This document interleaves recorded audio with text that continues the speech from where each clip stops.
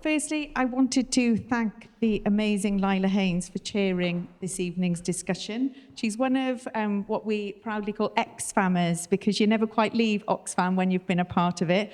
We have plenty of those wonderful people in Wales, but Lila has particularly stepped in to help us this evening. She is a brilliant colleague, not just as an Oxfammer, but also as an esteemed person who works in the global solidarity sector here in Wales. So we invited all political parties to join this panel, and I wanted to warmly acknowledge the party leaders and our esteemed cabinet member for joining us this evening. And what we really wanted to do tonight is for Oxfam Cymru to open a conversation about Wales's future. We really wanted to build on Oxfam's global work to tackle poverty, inequality and humanitarian crises, and we want this event to serve as a catalyst for a proactive dialogue that brings ideas and perspectives together ahead of the 2026 Senedd elections.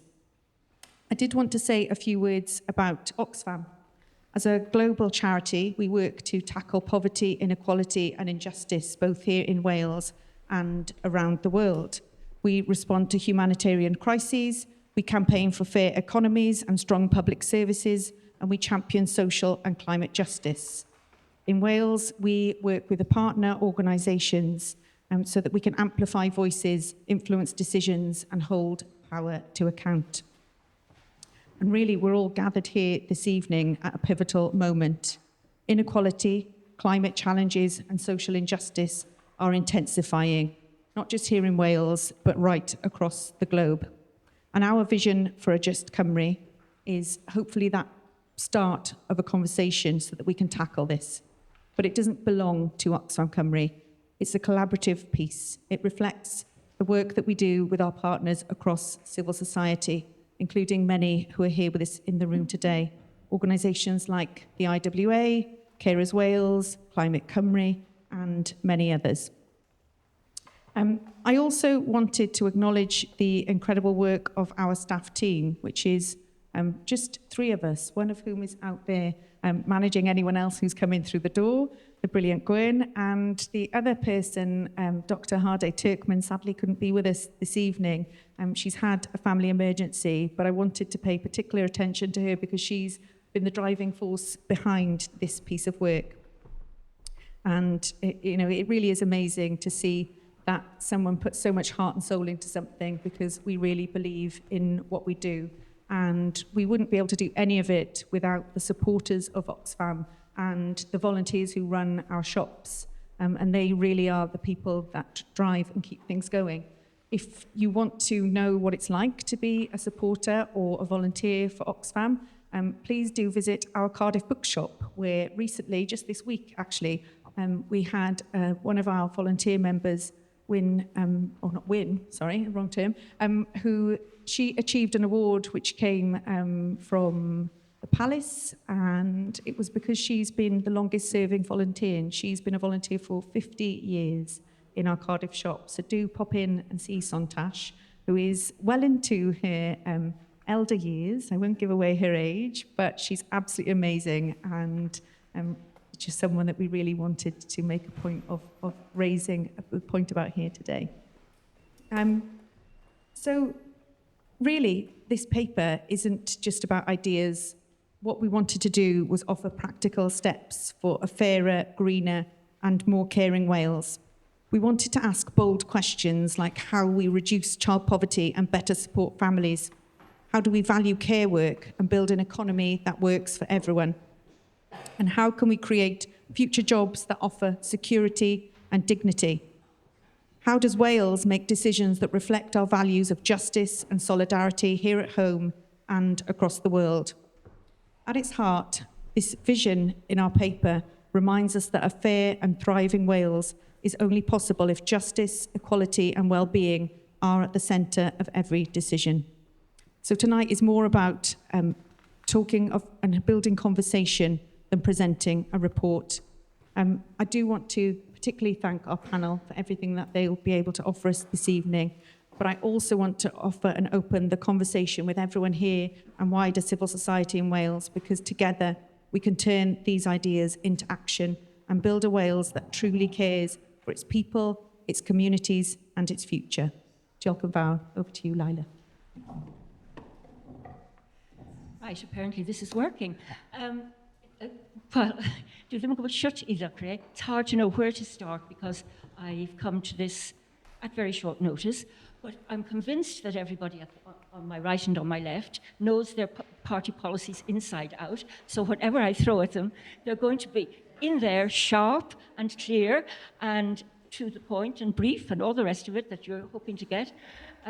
So I shall just start on my left with Jane, if I may, and the first topic we're going to look at is poverty. As you all know, Wales has some of the highest child poverty rates in the UK, but children don't live in poverty alone. It's about whole families and communities struggling to get by. So my question is, what concrete actions will your party take to reduce poverty in Wales, and how will you make sure that progress is measured, accountable and genuinely felt by families? And it's not just Jane who gets to say something about this. Wel, yn gyntaf, ga I just deud diolch yn fawr iawn. Gobeithio bod hyn yn gweithio. Just deud diolch yn fawr iawn I Oxfam am trefnu hyn. Diolch yn fawr iawn I chi gyd am ddod yma heno hefyd. Ac I ymuno ar, dwi'n gobeithio, sgwrs sy'n canolbwyntio ar be mae Oxfam eisiau cwblhau. And I'll revert now to English. Just to let you know that I came into politics in order to tackle child poverty. My background is as a child protection social worker. I've worked as a child protection social worker for about 27 years. And what I saw was that although I did my best to help individual families and children, actually the system was wrong. The political context was wrong, because it meant that most of those families were living in poverty. I don't know the stats, but I reckon that about 98% of the families that I worked with were in the place that they were, sadly, because they were poor, because they had no hope, because they had no jobs, because they had poor housing. So I just thought, I've got to do something about this. This is wrong. So that's why I came into politics. And what would the Welsh Liberal Democrats do? Well, many of us have spoken very clearly on child poverty. It now stands in Wales at 29%, going into 30%. And by 2030, unless there are radical actions taken, it will be at the level of around 36%. That's in 4 years' time. 36% of our children here in Wales will be living in poverty. So 3 things that we will do. We want to obviously see a change in the 2-child benefit cap. We've got to continue to lobby for that, and I'm afraid, I know I love Julie to bits, but shame Labour in London, because that is where the challenge is. We absolutely have to see that cap lifted. Secondly, we want to see childcare expanded. So Welsh Liberal Democrats have done a fully costed position that says that we can provide free childcare for 30 hours a week for 48 weeks of the year for every child between 9 months and 4 years here in Wales. And the third thing is that we want targets for child poverty in the Welsh Government. We can talk till the cows come home about reducing child poverty, but what does that mean? In Scotland, in Finland, in Sweden, in places where they have succeeded in reducing child poverty, they've done it because they've set targets. So I know there'll be lots of discussions and other points made, but I'll finish there, Chair. Diolch yn fawr iawn. As Julie was mentioned, I give her the opportunity to come in next on the same topic. Is that working? Yeah. Well, just to start off by saying I also don't like the 2-child limit. It's invidious and traps people in poverty. And we've been lobbying very heavily to get it changed. But, it's not the only thing wrong with the welfare benefit system by a long way. And there are 3 or 4 other things that require to be changed pretty rapidly in a wholesale review, which the UK government says it's undertaking, and we will certainly continue to lobby them to make sure they happen. We've conveniently forgotten about some of them, so I have lots of constituents still have a problem with the bedroom tax. We have the frozen local housing allowance, which is an absolute nightmare for people who are paying private sector landlords because there's not enough housing. The whole system doesn't work. But actually, the biggest problem with the welfare benefit system is the way you fall off a cliff if you get work. It's effectively a 95% tax rate. So if you want to encourage people into work, you have to make work pay. And in order to do that, you have to give them the chance to get into work and get acclimatized to work before the benefits start coming off. So a tapered approach in. And we've done that a few times in Wales with the help of other progressive parties. We've been able to put systems in place which allow people to do that. And you can see a real change as soon as that happens. But it has to be done on a consistent basis across the piece. And then the other thing I would say about child poverty, it's, we talk about families in poverty.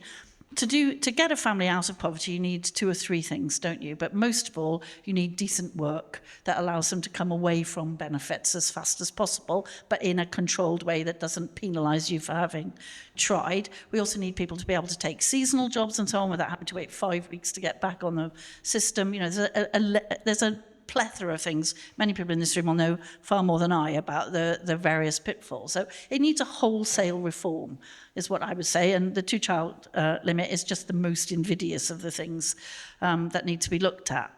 And then the last thing I would say is the other thing you need is hope. And Jane spoke a little bit about that. So you have to give people an image of a future that means something to them, that is something they feel is achievable. And for many people, at the moment, they can't see that. So they don't value education particularly well because it hasn't done anything for them.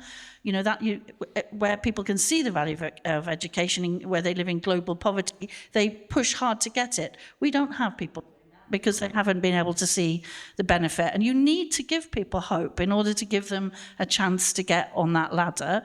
And then just on the personal note, I'm of a working class family. I'm not working class now because I had the benefit of a free education system, 2 parents who loved me and pushed me into education. I got the education I need.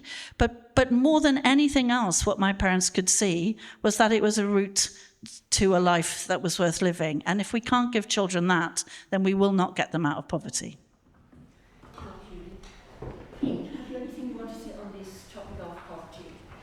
Diolch yn fawr iawn, a gai diolch yn fawr iawn i Oxfam am yngwahoddi yma hen yma, a llongyfarch Oxfam hefyd am yr ddogfen y weledigaeth ar gyfer Cymru gyfiawn. Mae mhlaid i Plaid Cymru wedi dathlu i chanmlwyddiant eleni, a mae'n deud bod chwilio am fodel i greu Cymru sydd yn decach ac yn fwy cyfiawn wedi bod yn rhan o stori Plaid Cymru dros yr holl flynyddoedd. A dwi wir yn teimlo wrth i ni ddathlu yn canmlwyddiant ni rwan, mae'n bosib, ac eithrio o bosib adegau rhyfel ag ati, yn bod ni yn wynebu'r argyfyngau mwyaf yr ydyn ni wedi wynebu o ran cymdeithas, a mae tlodi plant yn sicr yn un o'r elfennau sydd yn ymhoeni fi fwyaf. A mae angen bod yn radical. Mae'n hawdd anobeithio yn aml, ond dwi'n wirioneddol grediniol yn bod ni yn wlad fach, yn wlad sydd ar holl allweddi i allu cymryd camau ymlaen i ddatrys y problemau anghyfiawnder da ni yn ei wynebu. Felly o ran y tlodi plant, un o'r problemau mawr da ni wedi gael o ran tlodi ydy amharodrwydd llywodraethau i gael targedu a gweithio tuag at gyrraedd a targedu hynny. Mae Julie'n gwybod mod i wedi beirniadu llawer dros y blynyddoedd am beidio a chael targed ar gyfer dileu tlodi plant. Mi na gyd yn deimlo efo llawer dros un o'r rhesymau sydd wedi cael ei cynnig dros fethu gosod targedau, sef bod gormod o'r lifers yn nwylo Llywodraeth San Steffan. A bod penderfyniadau gan Llywodraeth San Steffan yn ei gwneud hi'n anodd i symud ymlaen efo tlodi plant. Ond dwi'n gredinio bod yna bethau ydyn ni yn gallu gwneud yma yng Nghymru yn defnyddio y pwera sydd ganddo ni. So what are the levers that we can use here in Wales? Well, Plaid Cymru, I'll mention just a few things. Of those things that we can't do, yes, it's the two-child benefit cap. Yes, it's the attitude towards the welfare state from the current and previous governments. But on those things that we can do, one, we look to Scotland and what they've been able to do through the direct payments for families with children living in poverty. We have announced that we will introduce, as a pilot scheme initially, a direct payment in order to try to replicate what they've done in Scotland, the only part of the UK where it's expected that child poverty levels will fall in coming years. Everywhere else, it's expected that child poverty levels will grow. We don't accept that that's inevitable, so the direct payment is something that we are determined to try to develop to address that. The childcare offer is another part of this. The childcare offer that we have, 20 hours a week from 9 months to 4 years, actually 30 hours a week for the older two years, that does many things. It gives children the best start in life in terms of education. It helps families and parents get back into work, but it also addresses directly the issue of child poverty. So those are two elements. And thirdly, it is to set targets and be willing to set a trajectory for a way forward. We have to be brave enough to do that, taking into consideration the fact that there are some things that we can't do, and you know me, I want to have all the levers here in Wales. I don't want to have to use this as an excuse, but we have to be realistic about it as well, but use the levers that we have ourselves here in Wales. Thank you. Yes, I have some things to say as well. Not a lot to disagree with what's been said. We heard a lot of technical stuff about benefits, which is very important. Some admirable aspirations from Plaid about childcare, which we support and celebrate. But we're talking and listening, we're having a conversation, a very high-level technical conversation. This is about a human issue. People are hurting badly out there. When you knock on the doorsteps, people don't want to talk to you. They don't know how they're going to find their next meal, how they're going to pay for their heating. And so I'm taking this question, what would we do about poverty? I want to take it down to that level, people's daily lives. Now, there are things we can do, things that could happen. So things that Greens in the Senedd will be pushing for. Immediately lowering people's bills by insulating their homes, retrofitting homes, creating employment, raising people up while doing the things the climate crisis demands.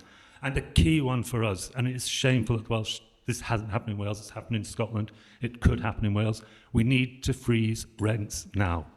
Too many people are paying more than half of their salary for somewhere to live, usually shoddy, mouldy, wet, damp places. These are all immediate practical answers, and people will see the real difference. Absolutely reform the welfare system, get more powers from Westminster to Wales so that we can treat the people of Wales fairly. But we have to look at all of these things. Then I think we're going to talk about the economy further, so I won't talk about raising money to do these things. But it is absolutely, I mean, the thing, having done this for a long time, and I've lived in poverty in my youth, I know what it's like to know that £5 has got to last another 10 days before the next check. But this is what really, giving my age away, but when did food banks become a photo opportunity for politicians? We see politicians smiling, celebrating the existence of food banks. No, fair play, not everybody. But we need to shift that, and the technical stuff matters, but the people out there in their houses and their communities who are hurting, that just goes over their heads. So we need to deliver meaningful action to really improve people's lives in the here and now. Thank you. We're proud of the Wellbeing of Future Generations Act, which made Wales a global pioneer in putting long-term well-being, sustainability and fairness at the heart of public life.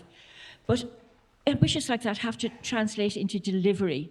And as we know, inequality is rising, the climate challenges are becoming even more horrific, day by day almost, and pressures on public services. So basically, we need to design a well-being economy that works for people and the planet, and not just for profit or GDP growth. This, by the way, is something very close to my own heart, given my background. But so the question is, how would your party ensure that every major government decision, especially on spending, actively reduces inequality and puts the well-being of current and future generations at the heart of economic strategy, rather than deepening divides between people and communities? And how to ensure that investment reaches people and the regions most in need, while supporting alternative models. So basically, there's a lot there, but Rhun, I'm sure you have something to say. Yeah, there is an awful lot there, and we know that there are limits on the spending capacity of Welsh government. So we have to spend what we have well, and we have to make sure that it has an impact as that is felt as widely as possible. Lila, you mentioned the Welfare of Future Generations legislation, which as a matter of principle, is something that all of us can get behind. I'm not yet convinced that we're yet making the most of what it allows us to do, in that it's difficult to point to concrete examples of where government spending has been changed and adjusted and reflects those questions of future generations. Maybe there's an inevitability to that because it was an ambitious piece of legislation, but in government we want to hone that and make sure that we develop ways of actually testing whether decisions are adhering to those core values, which all of us would sign up to. But there are other things that we need to do as well. I mean, when we look at Plaid's plans for a new development agency for Wales, something that I'm determined needs to be done, not just to create more prosperity and wealth in general terms, but to make sure that prosperity is distributed. And we need to make sure that the remit for that new development agency is absolutely about making sure that you don't have parts of Wales that feel left behind. The last thing that I want to do with Wales is recreate a smaller type of the UK model where you have an overheated part and other people's not feeling the benefit of that. We know what happens to that in that context politically. It creates vacuums for parties on the right who can exploit people's feelings that they are left behind, because they often do feel left behind because they have been left behind by economic planning. So we have to make sure that works. Rural Wales, we've talked about the need to rural-proof the way government makes its decisions, because the area I represent has incredibly intense areas of rural poverty. We tend to think quite often as poverty as being maybe related more to urban living. It's not. It might be a different kind of poverty, but again, we need to make sure that expenditure is measured for its impact on different kinds of communities Wales-wide. And of course, I have to mention the overall funding pot as well, and we have to have a review of the way that Wales is funded so that we can build that fairness in public services, in economic planning and so on, get rid of Barnett, start again with a needs-based formula reflecting what our needs actually are on the ground here in Wales. I hope that answers some of the issues that you raised. There were many of them. There were indeed many, and it was hard to concisely put together the heart of that, but I think you've done a very interesting job of it, and I'm wondering if Anthony has aspects of it he'd like to perhaps expand on. There was an awful lot that I'd agree with there. I mean, it's the Wellbeing of Future Generations Act, the Welsh Government at the time, Welsh people rightly proud of this groundbreaking new development. It's not been used to its maximum effect. I think that is changing, and we hope we see more of that in the next Senedd. It needs to inform every decision the government makes. All government spending has to meet all of those targets. And I was really excited. I've got a friend who does policy work for us and works for the Schumacher Institute. Got very excited when Wales joined the Wellbeing Economy Alliance.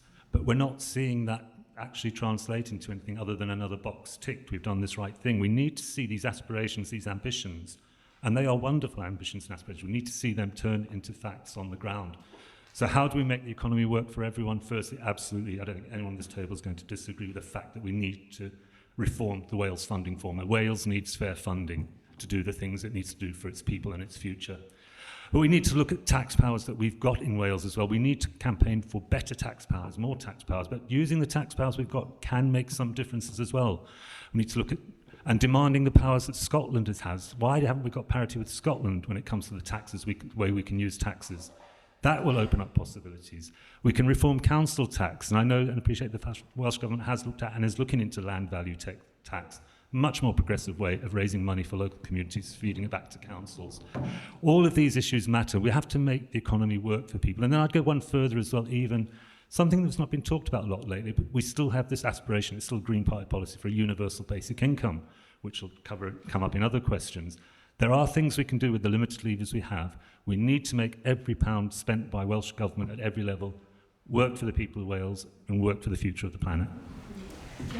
Julie. Well, I'm the minister who ticked that box, so I think it's a lot more than a box-ticking exercise. You know, a well-being economy is an economy that works for every sector of our society. It works for people who are not paid, but who contribute to that economy. So all of the mostly women who do unpaid care work and all the rest of it, you know, that needs to be valued. That saves the economy, you know, millions, if not billions of pounds all the time, very undervalued, generally speaking. It's an economy that's not measured by GDP, it's measured by equality and fairness, fair work, social justice, climate justice, and opportunity for all. Rhun's right. It is about understanding the needs of different parts of Wales and different communities and making sure that they have a voice in what they need. It's not some kind of top-down approach. Communities know what they need. You don't need to go and, you know, give them your largesse. What you need to do is empower that community to be able to be the community it wants to be, and each community will be very different, of course. The other things we need to do, which I don't think there's any argument about this at all, is clearly the Barnett formula is well past its sell-by date.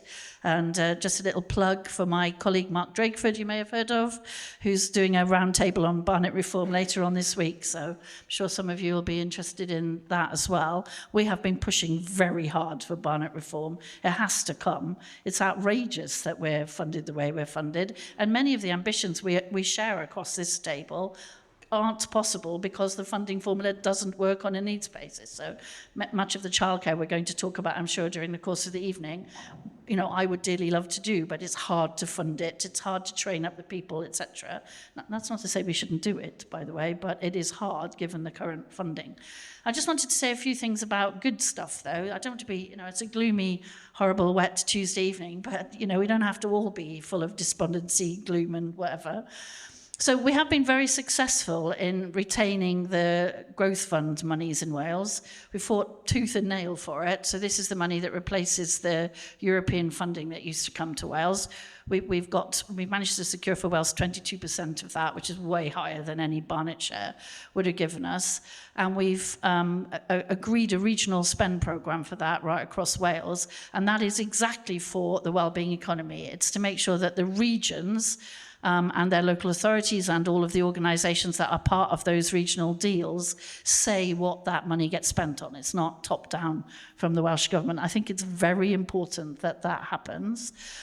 We've started to reform council tax. We've already revalued. I still bear the scars of the people who weren't very happy about the revaluation. There's another one coming. We ought to enshrine that in law. The next government needs to say that every 5 years there'll be a revaluation until it stops being regressive. It's still regressive at the moment. It's less regressive than in England, but it could be a lot less regressive than now. You know, we need to add more bands at the top and bottom. People need to pay much more according to what they need and what they take, and it's just really bad. Just on a personal basis, I know I'm a government minister, so I'm not supposed to be a person sometimes, but just on a really personal basis, I would change to a land value tax tomorrow morning. Council tax just doesn't really work. What we're trying to do is retrofit a bad tax to make it better. I really hope the UK government will do that. They are talking about it. Whether they'll actually go for it, I don't know. But a land value tax would be far, far better. You can't hide it. You can't offshore it. You can't pretend it's not there. I would like to say, not current government policy. That's just my own particular bugbear. And then the last thing I wanted to say about the well-being economy is it's about this which I play a lot. So the vast majority of well-being economies have integrated economies where every part of that economy is valued for what it plays, and in particular young people are valued. So we do have a universal youth offer here in Wales. It does work. It does help people get into their first jobs. We could do more of it. I wish we could do more. We used to have a programme, some of you may remember, called Jobs Growth Wales, which was phenomenally successful at doing that, and it helped a generation of people. We should reinstate it. We have something called Jobs Growth Wales Plus at the moment, which integrates with some of the Communities for Work programmes the UK government does. And again, there'll be people in this room who know much more about it than I do. But the Universal Youth Guarantee matters because again, it's about this hope, isn't it? You can't buy into an economy where you just feel excluded. And if we can't get our youngsters to buy in, then what on earth are we all here for? So that, in my view, is what I tick that box for. Fascinating. I hope you'll forgive me if I say that the Barnett Formula was the first paper, perhaps, that I wrote in the context of Welsh politics, and it was more than a quarter of a century ago. It really is, right at the beginning of the evolution. And I do remember that Mr. Barnett himself didn't like it. Right, Jane, I'm hoping that you might have something more specific, perhaps, that... Well, oh, not more specific, but very... just I ddweud, mae yna cytundeb yn does efo ni gyd. Da ni gyd eisiau gweld pethau newid ynglyn a beth sy'n digwydd yma yng Nghymru. Dwi just eisiau canolbwyntio ar 4 pethau sydd ddim yn anffodus mewn pwerau sydd gan ni yn y Llywodraeth yma yng Nghymru neu yn y Senedd. So 4 things, just really quickly, you've heard some of them, but we need to reform the Barnett Formula, and we definitely need fairer funding. I'm going to, really go really out there. When we were in the EU, Wales benefited significantly. And I'm sorry these people are not here, because I would like to hear them respond to the latest reports that are really clear about the effect on our economy of not being in the EU. But I know my political party, the Liberal Democrats, are pushing for us to rejoin the single market and the customs union in order for us to look at a better relationship with Europe. That, for me, is about a definite better economy. We need to, as you've heard, enhance our tax and borrowing powers here in Wales and in the UK. But I want to see a wealth tax. It's not within our power, but I want to tax those millionaires like they've never been taxed before. The broad, and I hear from some of them, if you've ever heard of an organisation called Patriotic Millionaires, look them up. They are millionaires who want to be taxed more, and they will not leave this country. They want to see themselves properly taxed. And do you know why? Because that means a better health service for them and the people that they work with. That means a better education service. So there's an element of, kind of self-preservation in that, but they also want to see inequality addressed. I want to just talk about some of the things we can do here in Wales quickly. And I think it's about inequity rather than inequality. Inequity, for me, is where people start from and really have no hope. They're running up the down escalator. They have no hope of getting anywhere near halfway or anywhere near the top. But really, really quickly, we have massive levels of inequity in people with disabilities, black and minority ethnic groups, former prisoners, single parents. That's your start in life. And we need to do an audit of where that is in Wales. We need to work better with communities for definite. We need to see, and this is my final point, I would like to see us measuring our economy, not in terms of money or work or any of those kind of value-laden things, but in terms of what brings joy to us, what brings happiness, what makes us smile. And the arts, culture, sports, I'm afraid we need to give a lot more money into those because they help our mental health and our emotional well-being. Yeah. Moving on now to something which very much brings together the last 2 points, valuing care. It's the 2 connected challenges, making it accessible and valuing carers. So I'd like to home in on something very specific. How will you ensure that childcare is truly affordable and accessible, particularly for low-income and single-parent families? I'm sort of looking for something which goes beyond the principles and homes in on the specifics of it, something that how you get to make it clear that to make it available to everyone who needs it, basically. And who didn't? Julie, I think it's your turn to start first. First of all, you should procure around £800 million for the Welsh budget. We could... all joking aside, it is very expensive to provide free, accessible childcare. Honestly, we should do it. Of course we should. But the Welsh Government, currently as funded, would have to cut other things quite severely to do that. However, I'm not here to have a, I don't know, prophecy of doom or whatever. We can work towards it. You need to do a number of other things as well as just afford it, though. You need to make sure that you've trained your workforce. You need to have the premises available. You need to have a career structure for people in that sector so that they stay there and don't drift off to elsewhere. One of the things that we have done in Wales for care for social care more generally, not just childcare, is we have a very generous social care system where you keep a large part of your capital asset, much more than anywhere else, and we pay the real living wage to people in the social care sector. However, one of the things that happened when we paid people the real living wage in the social care sector was quite a few people in other sectors left to go and work in the social care sector. So what that shows is you have to have a balanced economy across the piece, because otherwise you're, whatever that expression is, robbing Peter to pay Paul or whatever. And, you know, there are very important sectors out there in Wales that have not been included yet in that real living wage pledge, which I would like to see included. So just a shout out, having been housing minister for a very, very long time, you'll all know, it was a privilege of my life to be so, for the housing support workers who are not included in that at the moment and who quite clearly should be. And, you know, what you can't have is a sector that's reasonably well paid and then, you know, a constant drain of talent into that sector because we're not able to pay the others.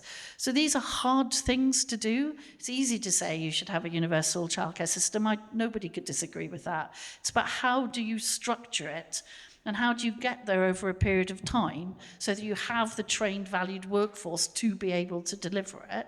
And that enables all kinds of things, doesn't it? It enables women to work and, you know, it enables families to do all kinds of things. But also, it's not just about parking the children in a corner relatively safe. You know, what I'd like to see is Flying Start rolled out right across Wales. So you have excellent childhood provision as childcare. And that would be excellent as well, but it's not cheap to do that. So we've managed to get it universal in Merthyr at the moment, which I'm delighted to see. It's becoming more universal, but it's a long way to go before it's actually universal. And then two other points I want to make about that. One of the things about making that kind of provision universal is it takes a stigma away. So, and it also means that middle-class people who tend to have, you know, much more green ink to write in and complain about things are invested in it, and that matters as well. It matters if people are invested in the systems. Civic society is invested in the systems. So you don't want something that just, you know, just in inverted commas here, deals with poor people. You want something that is valued across society and that everybody buys into, and then the workforce and the people benefiting from the service all benefit at the same time. But these things are easy to say and have proved very hard to deliver in practice. That's not to say, though, that ambition shouldn't be front and centre for the Welsh Government. And then the last thing I would say is, included in that sector, and I briefly mentioned it before, and it's been, you know, one of the things I've campaigned for most of my life, which is this acknowledgement of unpaid care and relative carers, family carers. You know, it is not about paying them, it's about acknowledging what they're saving society, if you like, and making sure that for the majority of women who do this, that their careers and their life prospects are not damaged by having taken time out to do care. That we could do.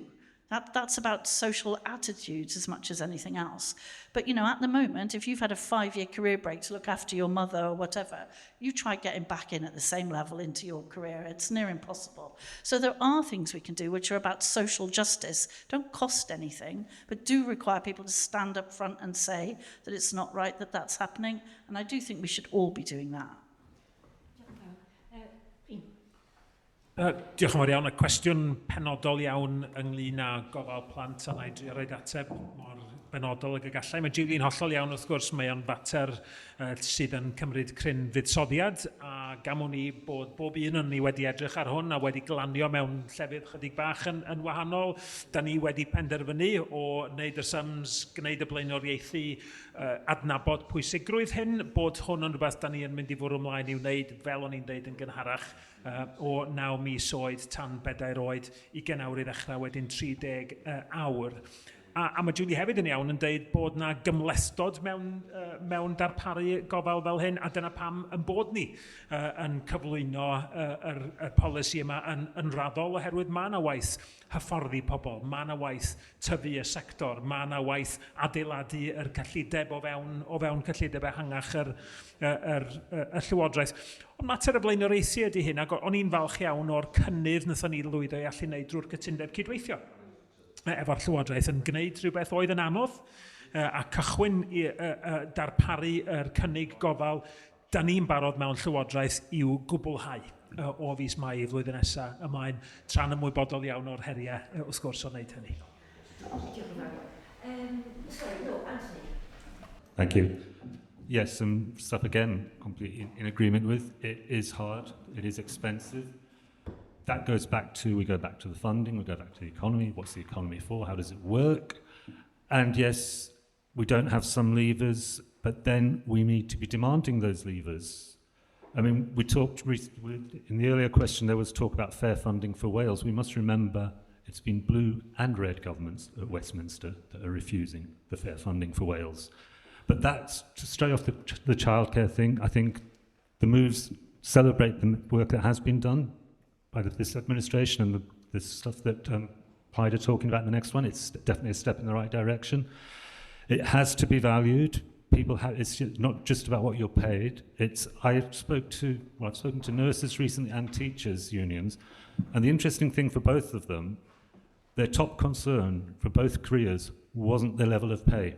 It was their work conditions, and they didn't feel valued. So that's an important part of this as well. And I think the unpaid carers are crucial to this. There's an absolute army of them out there. The first thing we need to do is actually, we have figures, there are some figures in the manifesto, but in the Oxfam manifesto, we need to really know how many there are there. We need a proper census to find out who is doing, because some people don't even know they're doing it, because it's what you do, it's your family, and then you've sacrificed your own life. So we need a proper census. We need to know who's doing this, where they are, urban, rural, give them the support they need, back to work training, back to work schemes, and most importantly is just that recognition that absolutely everyone doing this work, the paid work, should be on the real living wage, and we need to be building an economy so everyone else doing vital work is on the real living wage. It's a horrible position to be in, and I have sympathy for the government having to make these choices, because it's not right to say we can't give you the real living wage because then they'll want the real living wage. Everyone should be getting the real living wage, but I do appreciate that is easy to sit here and say when I'm not in government. Yeah, diolch yn fawr iawn.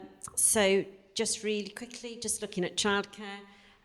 2 years ago, the Welsh Liberal Democrats did a research paper on this. We did it fully costed, and I did send the report to Mark Drakeford at the time, and I said, this is how we can afford 30 hours free childcare for everybody in Wales for 48 weeks of the year from 9 months to 4 years. This is how we can do it. So if you're interested, go look at our website and you'll see the paper there in the fully costed position.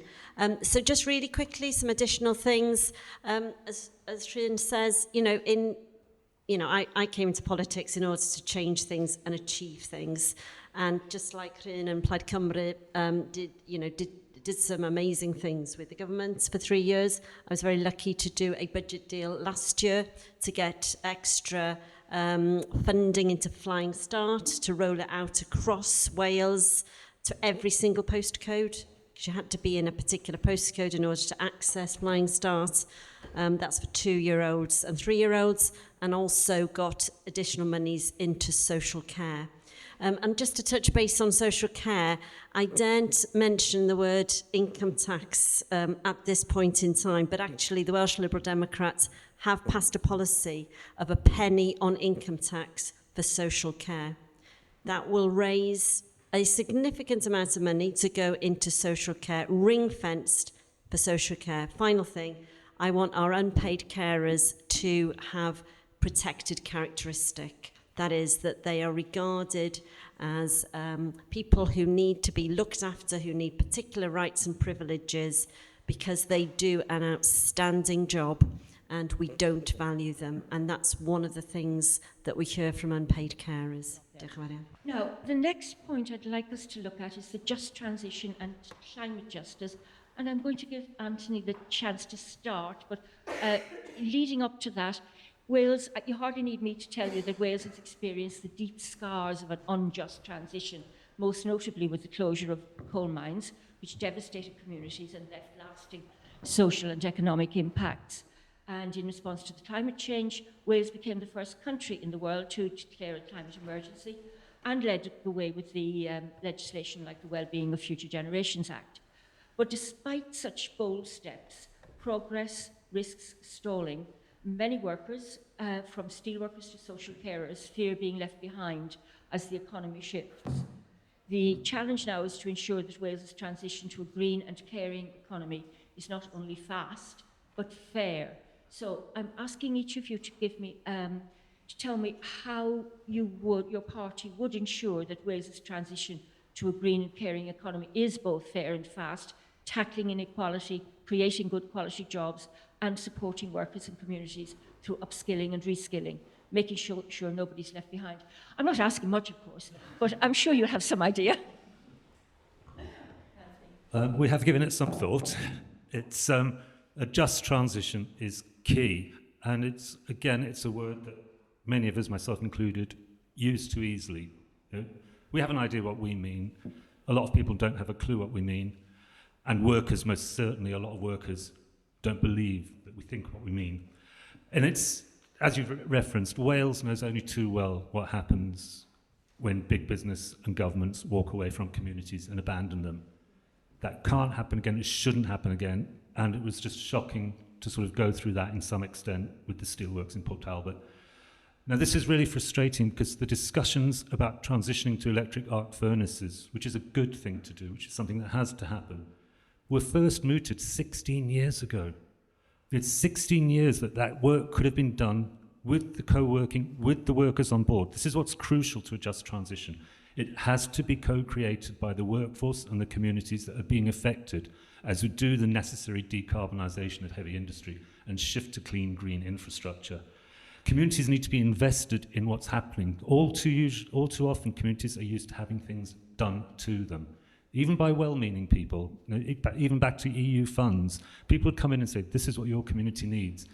And I've been speaking, doing a lot of work on this because this troubles me that we use this. And I get it on the doorstep. People say, oh yeah, I had one of your people dropped a leaflet off last week, talked about the green jobs. What are the green jobs? And I didn't have an immediate answer that time. So we're doing a lot of work to flesh out what does a just transition look like. And the minute you start doing that piece of work, you have to start talking to the trade unions and the workers and the communities that are affected by plant closures. We cannot tackle the climate crisis while ignoring the inequality crisis.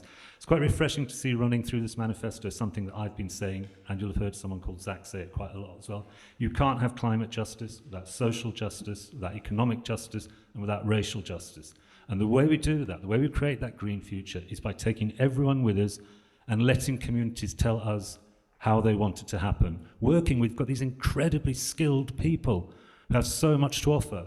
And over again, capitalism just throws them on the dump. We cannot carry on like this. The word just transition has to have real meaning and real investment from governments. Jane, can I get back to you straight away? Really important that we work with communities.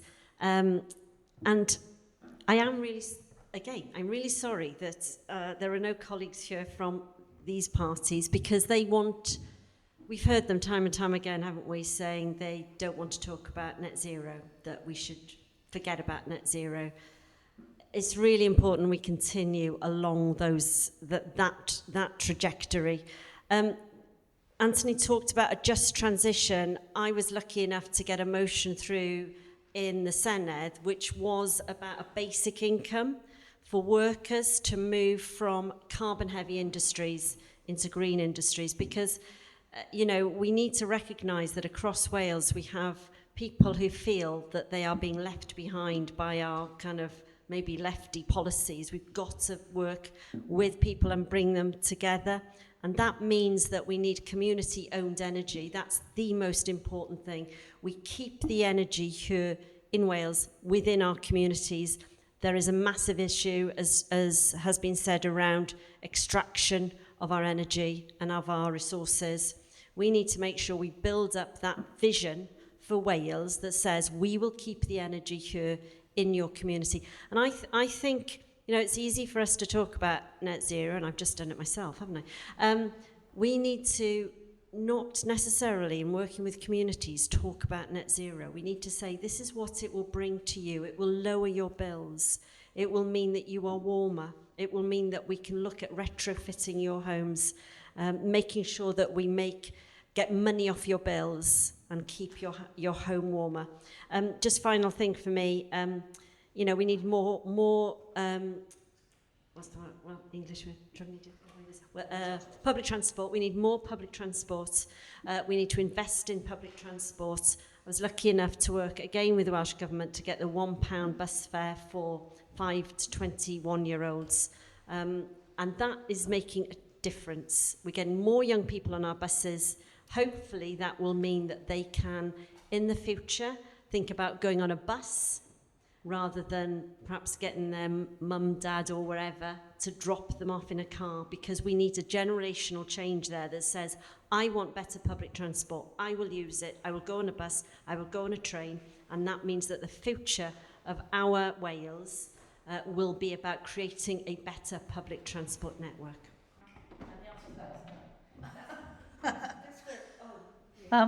She was just asked me if I spoke first yet. I think I might have right at the beginning. We've all forgotten. We've been here for so long.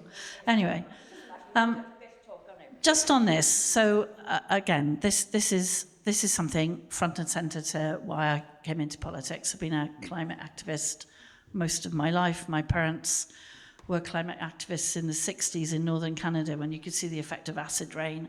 And I grew up in a very strange household of vegetarians in the middle of the 70s when everybody thought we were mad. However, it turns out these days it's quite trendy, so who knew?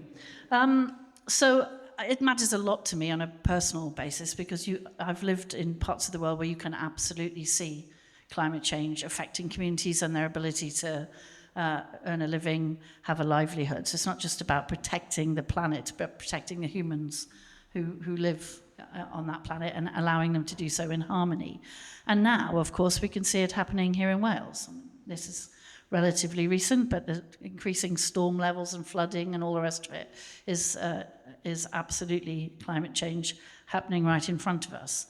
So we have to do something about it. The idea that you can just pretend it's not happening. We had the edifying sight of the leader of the Welsh Conservatives denying climate change only today in the Senedd in an about, I wish he was here because it was an about volte-face, I think it's fair to say, from where they've been in the past.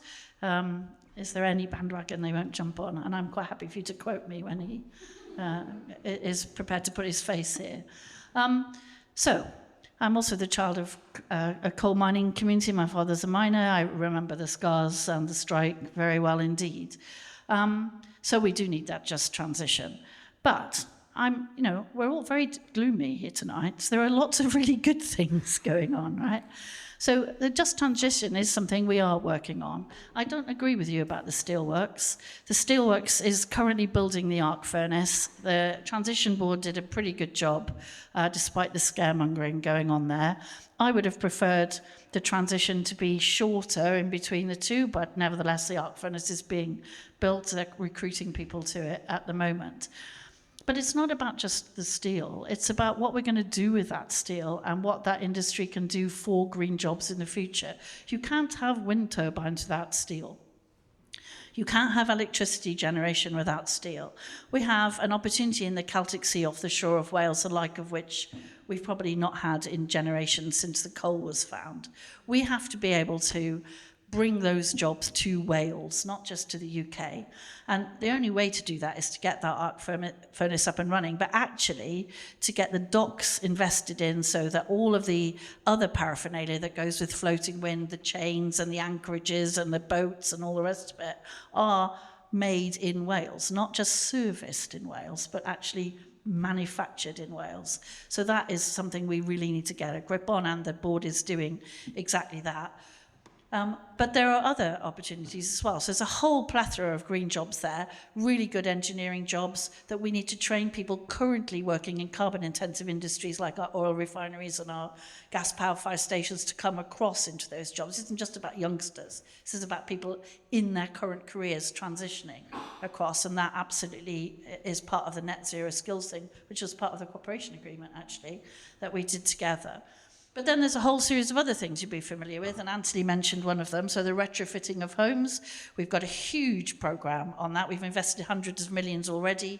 We're the only part of the UK that's done a proper regional energy survey, so we know where the worst of our homes are. We can actually get those transitions to happen. We've changed the way that we do adaptations, so a lot of them are free for people, and we absolutely need to do that. And that's important to cut bills for the people in the houses, but it's actually more important because it creates the jobs. So what we're doing is we're making sure that our FE colleges train people to do that fitting, and we're currently still turning out gas fitters by the hundreds. Many of you will know people who are currently training to be gas fitters, but actually in Wales you have to train to fit air source and ground source heat pumps at the same time, as comes side by side with it. But what we don't have yet, and I've been pushing the UK government for this a lot, is a deadline. So if you want the market to make the green jobs, you have to know that that transition is coming. And we've seen the absolute devastation that happens when governments change their mind. So I don't know if any of you remember the feed-in tariffs for solar panels, and there were suddenly solar panels going up everywhere and so on. Then the government just stopped it. The previous Conservative government just pulled the rug away, and whole industry here in Wales just died overnight. You can't have that. You have to have certainty. So what we need is a plan, which we do have, for the transition to the low carbon economy, net zero, if you will, I don't care what you call it. And that plan has to include deadlines so that the market knows what's coming and they can gear up for it, so that we can get air source heat pump manufacturers here in Wales. We're not importing them. We can get the grant, but we can get the fitters and the people who can advise you in your home what you need to have done. We can get the grant schemes in place and all the rest of it. But without those deadlines, you can't do it. Wales is too small, I'm afraid, for a commercial deadline that to really work. You need a UK one. Same for the transition to electric cars. So you need a firm, from here, no cars will be manufactured, because otherwise the manufacturers simply won't change. They'll just bank on it not happening. And we've seen that happen as well. So my last thing would be, we've got the action plans in place. We've got loads of green jobs in Wales already. Most of us probably work in green jobs, as in you're not producing carbon out of your job. But what we actually need is a series of deadlines for the market so that we can invest in the manufacturing industries that produce the jobs that people are then able to say they want to qualify for. Lots and lots of really interesting and relevant points there. Rhun, would you like to comment further on anything? Yeah, climate justice, we are all aiming for that. We all think seeking climate justice is a good thing. So that's something that binds us. But let's look at the different elements. I mentioned earlier that we need to consider just transition in a number of different ways, I think. There's the economic just transition. And I'll start with Port Talbot as well. What we saw in Port Talbot, the decision to close the blast furnace and bring in a new electric arc furnace was not a just transition. That's the loss of thousands of jobs. And to put it in context, you're quite right, electric arc furnaces will be a big part of steel production in future. But when Julie says we need steel in order to produce turbines, remember we need to build our capacity in producing primary steel. £1.25 billion is going into that electric arc furnace. And essentially, that's what we were told was the justice. That was the just transition. £1.25 billion going into a new electric arc furnace. Never mind thousands of jobs lost. I was at a data centre outside Newport a couple of months ago. That shed I was in cost £1 billion. That's the kind of investment that industry and governments can make. That's £1 billion for a shed there. And what happens with just going for the £1.25 billion investment in Port Talbot is that you miss the opportunity to really push forward with a multi-billion-pound investment needed in, for example, direct reduced iron, hydrogen, iron production, the kind that is happening in the Netherlands, because they have had the foresight to make those billions of pounds of investments to secure primary steelmaking for the future. So Port Talbot has been a really good example of how not to handle just transition. And you know, we have to show people that we can move towards a new kind of economy with lots of jobs, and I'm excited about the opportunities that we have in especially offshore wind and the developments that will be tied to Port Talbot. But bringing forward generations of new young women and men engineers, knowing that there are lots of jobs to be had in the green economy. But there's a community justice, I think, which is really important too. I'll reference the industrial solar developments in my own constituency that I'm campaigning against. Now, the Conservatives put forward a motion in the Senedd to have a moratorium on solar, there should be no more solar. And I and Plaid Cymru said, well, no, we're not going to support that because we need solar. Solar's great. So but instead of the 3,000 acres, 1,500 football fields of solar in the breadbasket of Wales, let's look for a more dispersed solar model that could absolutely generate many, many megawatts of electricity through solar, but in a way that feels just to the community too, making the necessary innovation to allow the generation that brings us climate justice in a way that gives justice to those communities too. And it's, you could look at a presumption in favour of undergrounding cables as well, which doesn't mean undergrounding cables everywhere, but looking at ways of doing it to give justice to communities that are hosting generation schemes, for example. And we discussed this when around pylons on Anglesey, and I was really pleased that in trying to persuade government to have a presumption in favour of undergrounding, that happened, which is good. But justice means many things, and it proves the complexity of what we're trying to achieve, but it's really, really important that we get to grips with all those different elements. Diolch yn fawr iawn, Rhun, and while you're drawing breath, before I ask you the next question, I just sort of go a little bit personal. I'm really proud that the very first wind energy installation in the Irish Sea was installed at my hometown, just off the bank. Look up the Irish Sea, and you'll see it's coming to the end of its useful life, and there are quite a few other proposals in the pipeline. And I think I've been following this, so I've just got to get this in, sorry. This is my payment for coming out at a night like this. I think there's a case to be made, perhaps, for concentrating more on marine-produced energy than that on the land, which is just something to think about. You might all have... Can I have 30 seconds to Oh, I shouldn't have let him. Can I mention the marine energy, the tidal demonstration zone off the coast of Anglesey that government has been great in supporting? A social enterprise, that's what that is. Wow, setting the model for the rest of the world. Hugely exciting, and a big part of the green economy in the future. Fantastic. So, and of course, the other bit I wanted to mention is the scope for cooperation between, for example, steel production in Wales and these projects emerging across the Irish Sea. There's already a close and intergovernmental cooperation anyway, and there's plenty of scope for more. So, of course. We talked about community energy a lot. It's absolutely vital. Community ownership. We need a community ownership revolution of all of our public services. But I think I'm correct, and I checked on this before I came out. Port Talbot, the Celtic Sea project, it does all the things we need to do for a green future. It's been run by private finance. It's a free port. Wales Green Party, I was the only person when Vaughan Gething announced the free ports of Wales. Wales Green Party was the only party that did not celebrate this. So this is, we've talked about community energy and not having extractive economies. This is the epitome of an extractive economy, and every other party welcomed it. Thank you, Anthony, for being brief.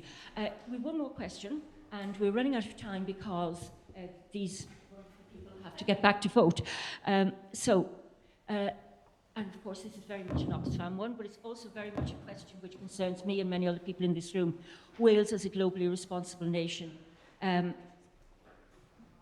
Long history of internationalism, being a globally responsible nation is something we've been trying to do, but perhaps not as well as we could, but there are good examples. So how will your party strengthen Wales's role as a good global citizen, a globally responsible nation, and ensuring our decisions support human rights, peace, sustainability and fairness for people here in Wales and around the world, and perhaps bearing in mind that there has been a very interesting side to Wales's global responsibility approach up to now, but concentrating on, in small ways, in specific communities in Africa, is a model to be looked at for other places as well.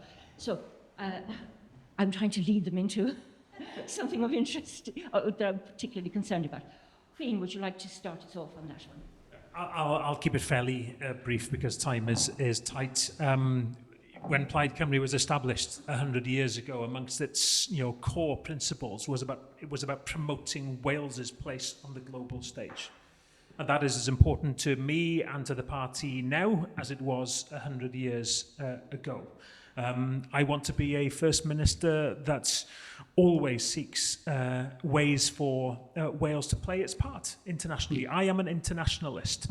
I want us to develop in confidence in our ability to have our voice heard on a global stage. And yes, I have been told many times over the past couple of years, how dare we meddle in what's happening in Gaza as a small nation where we have other things that we should be troubling ourselves with. Well, I'm sorry, but every nation, small nations such as ours, have to have their say and speak for our population when it comes to a genocide in Gaza or any other issues on which we should absolutely be taking a stand.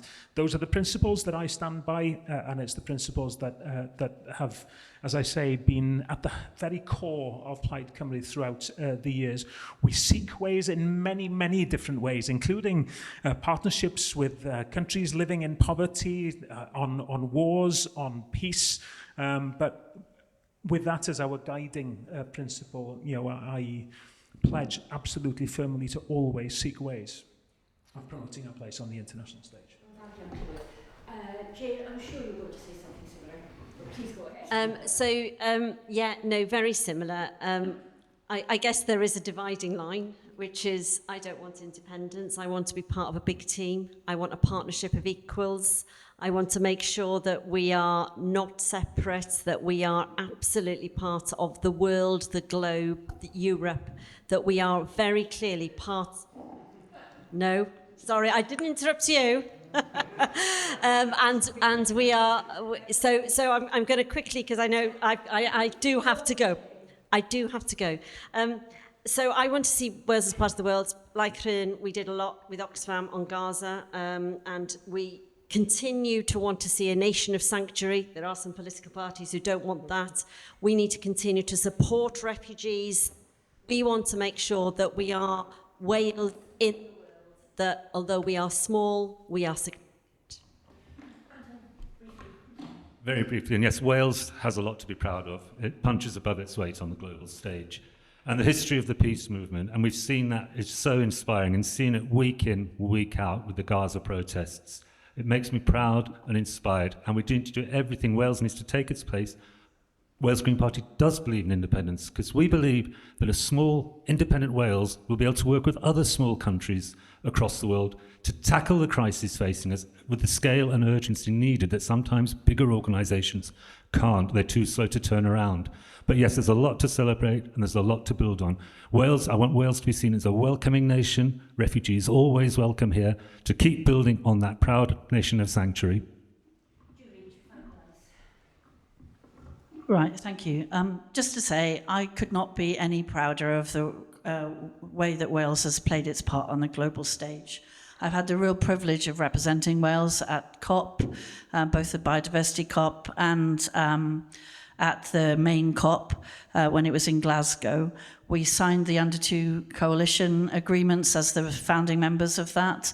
We fund the Mbali tree planting programme, a tree planted for every child born in Wales, and one in Uganda as well. It has seriously helped with the reforestation of a seriously deforested area. We've all met the women who run the co-ops that grow the coffee that is then roasted in Wales and provides jobs for people in Wales and good opportunities. This is not about colonial largesse. This is about a really decent trading arrangement between two nations who care about a global economy. I've been absolutely proud of the Social Partnership and Procurement Bill, the pledge that I signed with Size of Wales to start the process of ensuring that no supply chain bought with public money in Wales contributes to global deforestation. And last but not least, and I've got to mention this, when I was at Glasgow COP, I had the real privilege. There's no privilege like sitting behind your country's name at one of those tables, and it was amazing. And I met a tribe called the Wampis, who have a small island in the middle of the Amazon, beset by people trying to log and mine and whatever, and they asked for a contribution towards a solar panel boat and some training for their people to patrol. And I said, what's the contribution you want? And they said, well, how much can you afford? And I said, well, how much is the boat? And they said, £20,000. And I said, our contribution? He said, no, the boat. So I said, don't be ridiculous, we'll buy the boat, I'll buy the boat. So I bought the boat, but we also bought the training. Several of those Wampy Nation people are now here in Cardiff training as doctors. We've introduced them to the free trade, global economy. Wales is the first free trade nation in the world. I'm very proud of that as well. And then I'm going to cry saying this. They did a little ceremony in the Senedd and made me an honorary member of the Wampy tribe. So when I retire, I'm definitely going there. But it just shows you what a small thing, what a difference that can make on a global stage. And we've been asked by Sao Paulo and global megacities to help them with their plans because we've done things that are globally responsible. I'm very proud of that. And let me just emphasize, if I may, Julie, sorry to correct you, but I think it's fair trade you were talking about. Free? I've made that mistake myself often enough. Absolutely not free trade. Over to Sarah to finish the evening. I just want to say a final thank you. I know that our esteemed guests do need to race off to the Senedd, so please feel free to get ready as I'm speaking. Don't feel that you have to wait for me. Thank you so much, Diolch yn fawr, for starting this conversation, not finishing it. There are a couple of points I wanted to make. One is that I was on the phone to someone at Patriotic Millionaires. They are interested in Wales. They'll actually be here very, very soon in the next week. Can't remember the day because there's too much going on. But that will be on our social media as soon as possible so that you can all join them and have that conversation. The second point, which is really poignant, is the last time we did an event in this room, it was with one of my colleagues, Bushra Khalidi, who was one of our colleagues who works in Gaza. And she said that coming to Wales changed her. And she has a poster on her wall for the work we're now continuing to hopefully rebuild Gaza, which is a Welsh language poster supporting a free Palestine. And I wanted to finish on that because it really makes a point of how important Wales is in the world. Thank you very much, everyone.